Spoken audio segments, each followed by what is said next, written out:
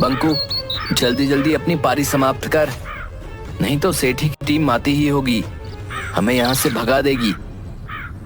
अरे यार, ऐसे कैसे हटा देगा? उन लोगों के चलते ही सुबह 4 बजे से खेल लें, आएंगे तो थोड़ा इंतजार करेंगे। भाई, ये गांव के मठ की सार्वजनिक जमीन है, इसमें सबका बराबर का हक है। बात तो तुम्हारी बिल्कुल सही है बंकू, लेकिन ये भी बात सही है कि ये जमीन मठ को उसके ही पूर्वजों ने दान में दी थी। जब दान में दे दी गई तो फिर ये मठ की जमीन हो गई ना, और मठ की जमीन सार्वजनिक होती है, उस पर सभी का समान अधिकार होता है। चल तू बॉलिंग कर, मेरी पारी अभी बाकी है। बंकू अपनी टीम के साथ खेल रहा था, तभी सेठी अपनी टीम के साथ वहां पर खेलने पहुंचा। ए चल बे नंगे फकीरों, हटाए अपना बल्ला बास पल्ला, चल हमारी टीम यहाँ पर खेलेगी। चल, तुम लोगों को कई बार बता दिया कि ये मेरे पुरखों की जमीन है, इस ग्राउंड पर सिर्फ हमारी टीम खेलेगी, लेकिन तुम भिखारी लोग इतने ढीठ हो कि बिना फटकार के सुनते ही नहीं। देखो सेठी, हमारी थोड़ी सी 2 ओवर की पारी बची है, उसके बाद हमारा मैच खत्म हो जाएगा, तब खेल लेना। अच्छा, ग्राउंड हमारा और हम ही इंतजार करें? चलो हटाओ अपनी बांस की विकेट। सेठी भाई, तुम लोग जब तक रेडी होगे उतने में हमारा खेल खत्म हो जाएगा।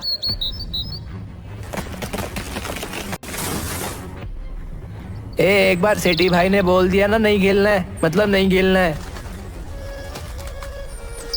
अरे ऐसे कैसे तुम हमारा विकेट उखाड़ सकते हो? अबे चल फुट लो यहाँ से, ये मेरा बॉडीगार्ड है, नहीं तो इतना मारेगा कि छठी के दूध याद आ जाएंगे।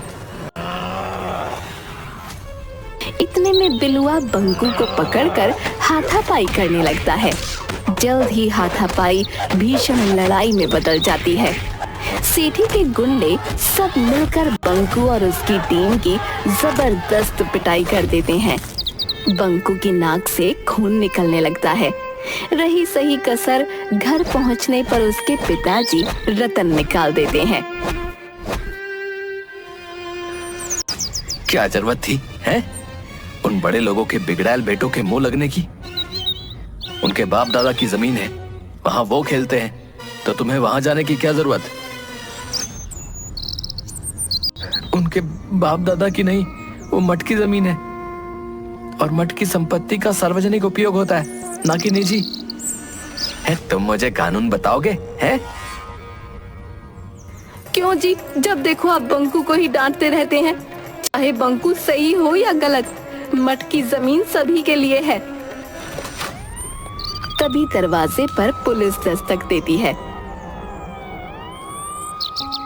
सेठ करोड़ीमल ने आपके बेटे के खिलाफ उनके बेटे से मारपीट करने के लिए थाने में शिकायत लिखवाई है। आप दोनों बाप बेटे को आज शाम को थाने में इंस्पेक्टर तोंडे ने बुलाया है। इसी तरह की सूचना हवलदार झंझोर सिंह भीमा, पंडित ज्ञानचंद, बट्टू, कलुआ सभी लोग हड़बड़ाए हुए रतन के घर पहुंचते हैं। रतन, अरे ओ रतन, अभी मेरे घर पुलिस आई थी, शाम को थाने बुलाया है। भीमा, मेरे घर भी हवलदार आया था, शाम को हमें भी थाने बुलाया है। अलबत्ता यहाँ पर जितने लोग हैं सभी के घर पर पुलिस पहुंची थी। ओह, तभी यहाँ इतनी भीड़ लगी है। तो अब क्या होगा? मैंने तो पहले भी इन लोगों को समझाया था कि ये सब बड़े लोगों का खेल है। अरे हम लोगों का खेल है कुश्ती, गुल्ली डंडा, कबड्डी, लट्टू, कंचे। इसके लिए कोई बड़े मैदान की जरूरत नहीं होती, लेकिन ये लोग मानते ही नहीं। अब लो भुगतो। अरे हमने भी समझाया था बंकू को कि शुरू से ही मैदान पर उन लोगों का कब्जा रहा है। ऐसा नहीं कि हम लोगों ने मैदान को उनके कब्जे से मुक्त कराने का प्रयास नहीं किया, लेकिन हर बार हमें मुंह की खानी पड़ी। वैसे देखा जाए तो बच्चों की मांग जायज है। हम सबको सरपंच जी के साथ जाकर थानेदार को बताना चाहिए। लेकिन सरपंच जी भी तो लालची हैं, करोड़ीमल उन्हें भी खरीद लेगा। सच्चाई को कोई नहीं खरीद सकता और यही विश्वास हम गरीबों को ढांढस बंधाता है। सभी सरपंच हुकुमचंद के पास पहुंचते हैं। अरे आज क्या बात है भाई, सभी लोग एक साथ हमारे यहाँ आए हैं। गांव में कुछ बड़ी घटना घटित हुई है क्या? हाँ सरपंच जी, कुछ ऐसी ही बात है। गांव के बच्चे मठ के मैदान में जाकर क्रिकेट खेलते हैं, लेकिन करोड़ीमल का बेटा सेठी अपनी टीम के साथ मिलकर गांव के सारे लड़कों को भगा देता है। अब ऐसा क्यों? उस मैदान पर तो सभी खेल सकते हैं। सेठी मठ की जमीन पर अपने पूर्वजों का हक जताकर सिर्फ अपनी टीम के साथ खेलता है। कल इन्हीं सब बातों को लेकर गांव के बच्चे और सेठी की टीम में झड़प हो गई। आज हमारे यहाँ नोटिस आया है कि हम सभी को थाने पर थानेदार ने शाम को बुलाया है। शाम को करोड़ीमल और सरपंच सहित गांव के लोग थाने पर पहुंचते हैं। देखो भाई, पहली बात तो मैं कानून को किसी को भी हाथ में लेने की इजाजत नहीं दूंगा। दोनों पक्षों की बात सुनने के बाद मुझे सेठी की बात जायज लगती है। उसके टीम को राज्य स्तर पर खेलने के लिए प्रैक्टिस करनी जरूरी है, अतः मठ के मैदान का सेठी ही उपयोग करेगा। ये कैसे कह सकते हैं कि सेठी की टीम ही अच्छी खेलती है और वही मैदान में प्रैक्टिस करेगा? बंकू की बातों में दम है। अरे सेठी के पास सभी चीजें हैं, bat, ball, wicket, gloves, helmet, pad, guard, Jersey है। इन्हें हम सभी लोग रोज खेलते हुए देखते हैं। गांव के बच्चे उनका मुकाबला कर ही नहीं सकते।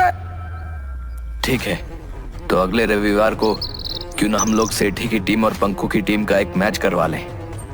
जो जीतेगा वही मठ के मैदान में खेलेगा। हाँ भाई, क्या कहते हो सेठी? हमें ये चैलेंज मंजूर है। हमें भी मंजूर है।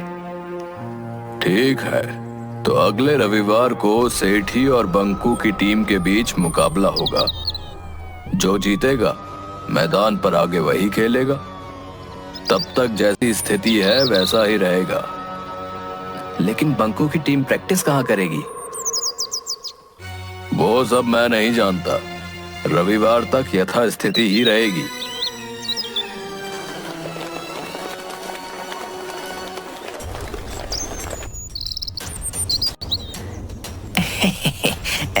शाबाश थानेदार साहब, ये लीजिए अपना इनाम। सेठी की टीम के सामने वे लोग कहाँ टिकने वाले। बस रविवार के बाद मैदान का सारा झंझट ही खत्म। अंकल, वैसे तो हम सब मैच जीत ही जाएंगे, लेकिन मैंने राष्ट्रीय स्तर के खिलाड़ी सुधीर कुमार को बुलाया है। मैं कोई रिस्क नहीं लेना चाहता। इधर बंकू अपनी टीम के साथ। बट्टू, दीपू, कलवा, राजू, तुम लोगों पर ही गांव की इज्जत है। हर हाल में हमें मैच जीतना है। लेकिन हम लोग प्रैक्टिस कहाँ करेंगे? एक जगह है जहां हम प्रैक्टिस कर सकते हैं। कहाँ ऐसी जगह है जहां हम क्रिकेट की प्रैक्टिस कर सकते हैं? अभी तो सभी खेतों में अनाज ही लगा है। गांव के बाहर नदी किनारे वाला वीरान कब्रिस्तान। नहीं बाबा, सुना है वहां के बरगद के पेड़ पर भूतों और अतृप्त आत्माओं का वास है। हमें याद रखना होगा कि हिम्मत मर्दा तो मदद खुदा। हम सभी को दिल मजबूत कर हिम्मत के साथ प्रैक्टिस करनी होगी। हमारे पास वक्त बहुत कम है। दूसरे दिन से सेठी मठ की जमीन पर अपनी प्रैक्टिस स्टार्ट कर देता है। दूसरी तरफ बंकू अपनी टीम के साथ गांव के बाहर वीरान कब्रिस्तान में अपनी प्रैक्टिस जारी रखता है। बट्टू तुम कीपिंग करोगे, राजू तुम स्लिप पर रहोगे। कलवा तुम्हारा थ्रो बहुत अच्छा है, तुम लॉन्ग लेग बाउंड्री पर रहोगे। नहीं नहीं, लॉन्ग लेग बाउंड्री पर भूतों वाला बरगद का पेड़ है, मैं नहीं जाऊंगा वहां। ठीक है, वहां पर मैं रहूंगा। इसी तरह से दोनों टीम अपनी अपनी प्रैक्टिस जी जान से करते रहते हैं। आज शनिवार था। दोनों टीमें सुबह सुबह ही अपने अपने ग्राउंड में पहुंच चुकी थीं। दोस्तों, पिछले 5 दिन से हम लोग प्रैक्टिस कर रहे हैं। कल हमारा फाइनल दिन है। हमें अपनी जी जान लगाकर हर हाल में मैच जीतना है। हम जो गलतियां पिछले 5 दिनों से करते आए हैं उन्हें दोहराना नहीं है। चलो बट्टू, बैटिंग करो, मेरी गुगली से बचकर दिखाओ, गिल्लियां बिखेर दूंगा। ठीक है, पहले बॉल तो फेंक, बाउंड्री पार नजर आएगी। ये ले बच।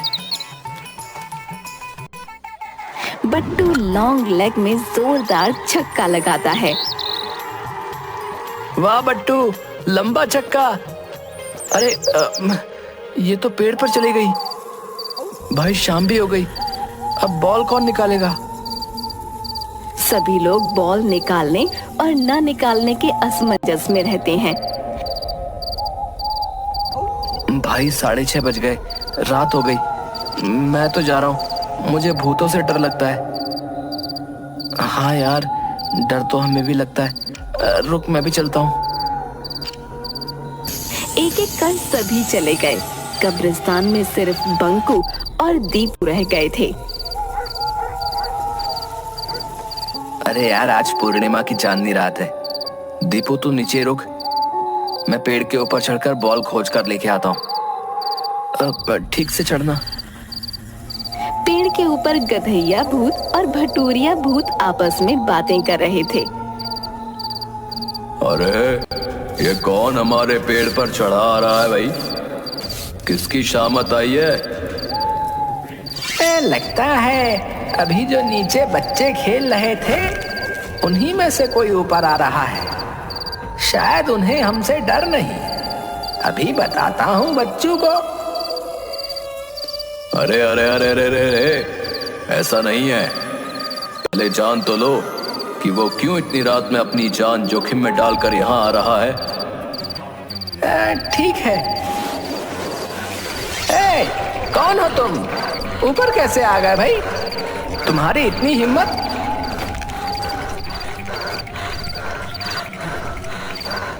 दीपू, जो अभी तक हिम्मत रखे हुए था, वो भूत की आवाज सुनते ही बिना पीछे देखे भाग गया।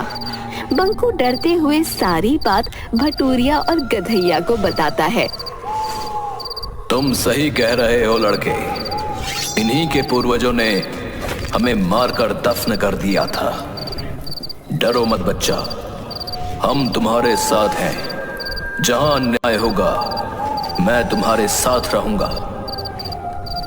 अब आप लोगों को लोग बदमाश बोलते हैं। अरे असली बदमाश तो करोड़ीमल, सेठी, हुकुमचंद और थानेदार टोंडे जैसे हैं। ठीक है, कल का मैच हम लोग भी देखने आएंगे। याद रखना, सिर्फ तुम हमें देख व सुन सकते हो। दूसरे दिन मठ के मैदान में दोनों टीम पहुंच जाती हैं। थानेदार टोंडे अंपायरिंग करते हैं और हवलदार झंझोर सिंह कमेंट्री। नमस्कार दोस्तों, मैं झंझोर सिंह सरताजपुर के मठ के मैदान से आपको लाइव कमेंट्री सुनाने के लिए उपस्थित हूँ। पूरा मैदान खचाखच भरा हुआ है। आज एक तरफ सुसज्जित बहुत ही सुंदर जर्सी में सेठी की टीम और दूसरी तरफ पतले दुबले दिनहीन नंगे पांव वाले बहुरंगे कपड़े पहने बंकू की टीम मैच खेलने को तैयार है। ये देखिए, टॉस जीतकर सेठी ने पहले बल्लेबाजी का निर्णय लिया है। भाई वो तो सुधीर कुमार लग रहा है। वो राष्ट्रीय स्तर का खिलाड़ी है। बंकू तुम इसका विरोध करो। सर ये राष्ट्रीय स्तर का खिलाड़ी सुधीर कुमार हमारे गांव से नहीं है।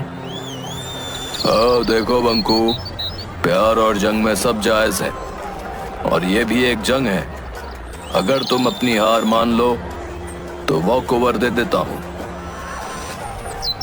नहीं, आखिरी क्षण तक हम लड़ेंगे।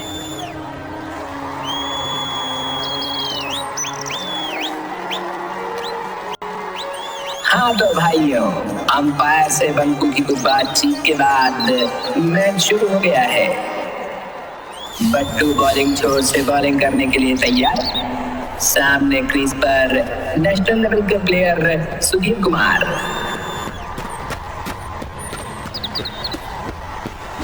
और ये पहली बॉल और पहली ही बॉल को सुधीर कुमार ने बाउंड्री के पार पहुंचा दिया है। लग रहा है कि खेल एक तरफा होने वाला है। और ये तीसरी बॉल पर भी छक्का।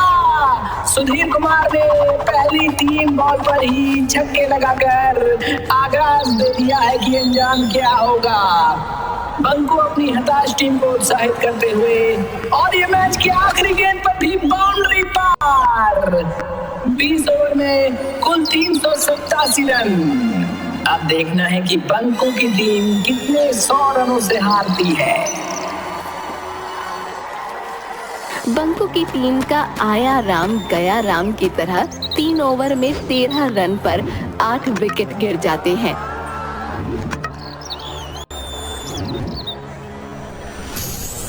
अरे 9 बॉल पर आउट कर दिया। ये तो बेईमान अंपायर है। अब हमें ही कुछ कमाल दिखाना पड़ेगा। बंकू, ये अंपायर बेईमानी कर रहा है। हमने कहा था कि अगर बेईमानी होगी तो हम तुम्हारी मदद करेंगे। ठीक है, प्यार और जंग में सब जायज है।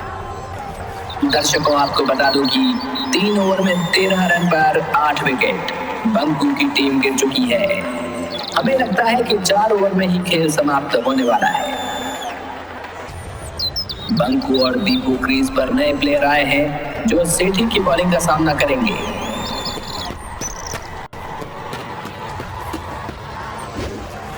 सेठी ने ये बॉल डाला और बॉल बाउंड्री के पार। वाह, बंकू की टीम का ये पहला छक्का। दूसरी बॉल सेठी की और फिर बॉल मैदान के बाहर। लगता है बंकू कुछ देर टिकने वाला है और ये तीसरी गेंद भी छक्का। हैट्रिक बंकू की ओर से कमाल कर दिया गया है। अरे अब तो लगता है कि छक्कों की बारिश शुरू हो गई है। दोनों तरफ से छक्कों की बरसात। पिछले 4 ओवर में एक भी रन दौड़कर नहीं बनाया गया है। चौके और छक्के ही लगे हैं। 4 ओवर में 120 रन की रिकॉर्ड साझेदारी। स्कोर 7 ओवर में 133 रन 8 विकेट पर। समझ में नहीं आ रहा कि क्या किया जाए। लगता है हम मैच हार जाएंगे। अरे ऐसा नहीं है, अभी भी 254 रन 13 ओवर में चाहिए।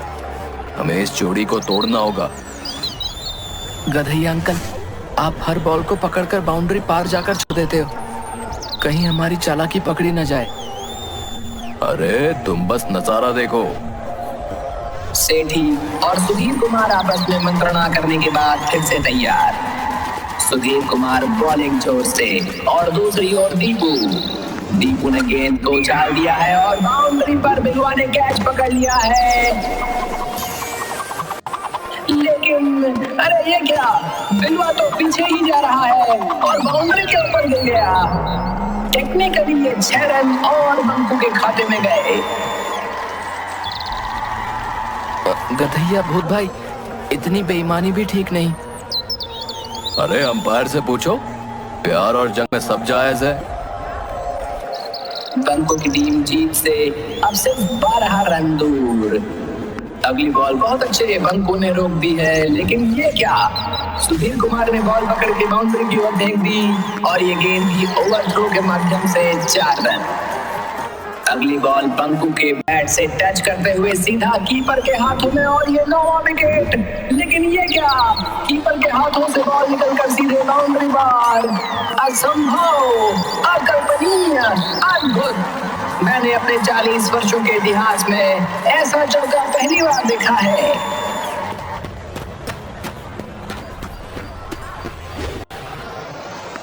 और ये गगनचुंबी छक्के के साथ मैच समाप्त होता है।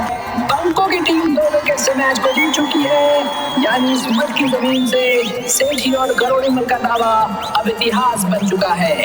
अब इस मैदान पर गांव के सभी बच्चे खेलने के लिए स्वतंत्र हैं। गांव के सभी लोग दौड़कर बंकू और उसकी टीम को कंधे पर उठाकर मैदान के चारों ओर चक्कर लगाते हैं और जयकारे लगाते हैं। बंकू गधैया भूत और भटूरिया भूत को बरगद के पेड़ की ओर जाते हुए देख रहा है। बंकू की आंखों से लगातार खुशी के आंसू निकल रहे थे।